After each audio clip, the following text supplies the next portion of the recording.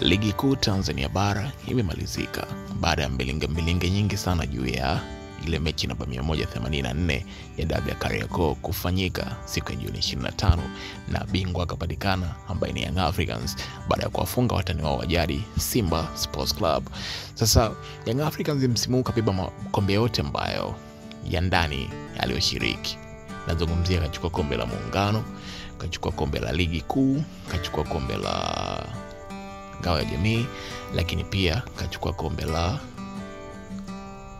CRDB ambayo ilifanyika kule Zanzibar. Lakini kwa kuongezea pia Young Africans wamebeba kombe la Toyota mapema kabisa. Kombe lao la kwanza kulichukua lilikuwa ni ile kombe la Toyota kule Afrika ya Kusini. Sasa turudi kwenye tetesi. Baada ya ligi kuu kumalizika, kila kitu kuwa tamati, sasa kinachofuata ni tetesi za usajili katika swala zima la kuboresha vikosi vyao kuelekea msimu ujao wa ligi kuu Tanzania bara pamoja na mashindano mengine ya kimataifa.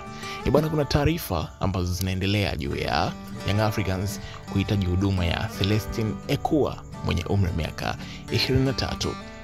Kuna vita kubwa sana kati ya Simba na Yanga na Azam kwa mshambuliaji wa Ivory Coast ambaye anajulikana kama Celestine Ekua.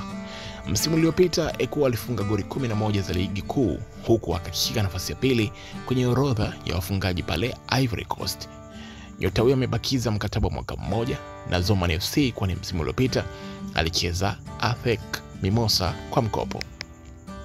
Timu tatu kubwa za Tanzania zinatoana udenda. Simba wanatumia huwa kumshawishi, huku Young Africans wakimtumia Pacome Pedroa Zoza ili kumvuta kijana huyo kutua katika klabu ya Young Africans.